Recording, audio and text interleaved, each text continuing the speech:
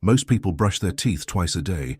They floss, they buy whitening toothpaste, they use mouthwash before bed, and they still sit in the dentist's chair every single year and hear the same thing.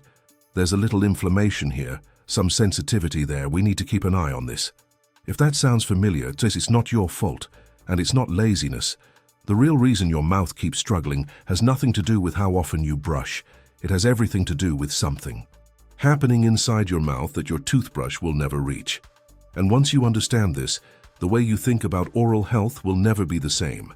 Here's what no one tells you. Your mouth is not just teeth and gums. It's a living ecosystem. Right now, there are billions of bacteria living inside your mouth, and that's completely normal. The problem is not the bacteria themselves.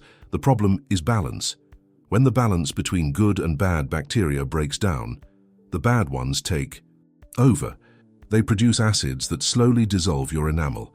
They trigger inflammation in your gum tissue.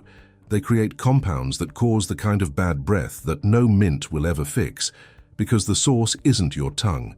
It's deeper than that. And here's the part that most people never hear. Brushing your teeth doesn't restore that balance. Brushing removes plaque mechanically. It's important, but it does nothing to rebuild the biological environment inside your mouth. Think of it like this. If you had mold growing inside a wall, cleaning the surface every day wouldn't solve anything. The problem is the moisture underneath. You have to treat the source. That's exactly what's happening in your mouth when problems keep coming back.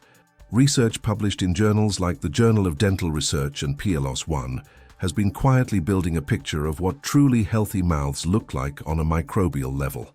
And what they found is fascinating. People with consistently good oral health, the ones who rarely have cavities, whose gums never bleed, who don't deal with chronic sensitivity, they tend to share something in common. It's not genetics. It's not a special toothbrush. It's a specific profile of beneficial bacteria that dominate their oral environment.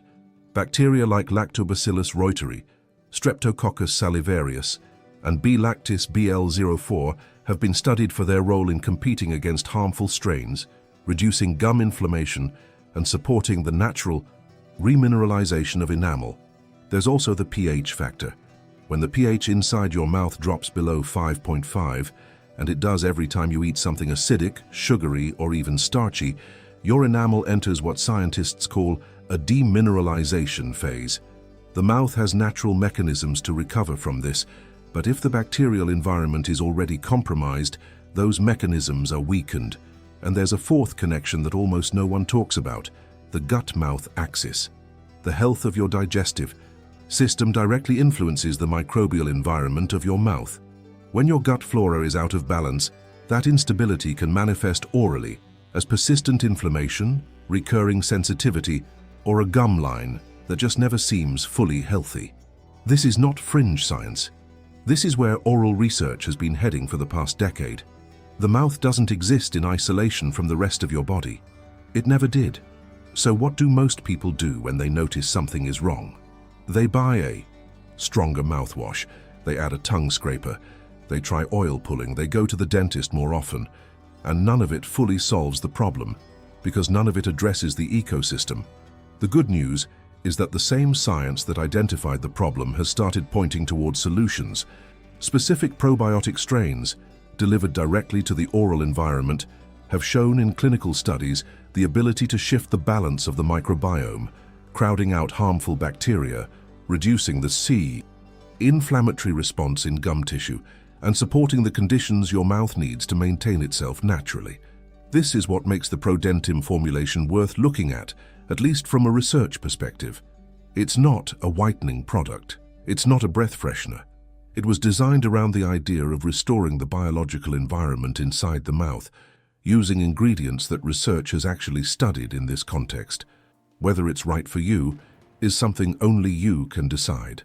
But if the concept resonates with what we covered today, the link is in the comments. Let's land on what matters.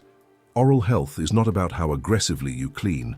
It's about the environment you maintain, the pH, the microbial balance, the connection to your systemic health. When those things are right, the mouth takes care of a lot on its own.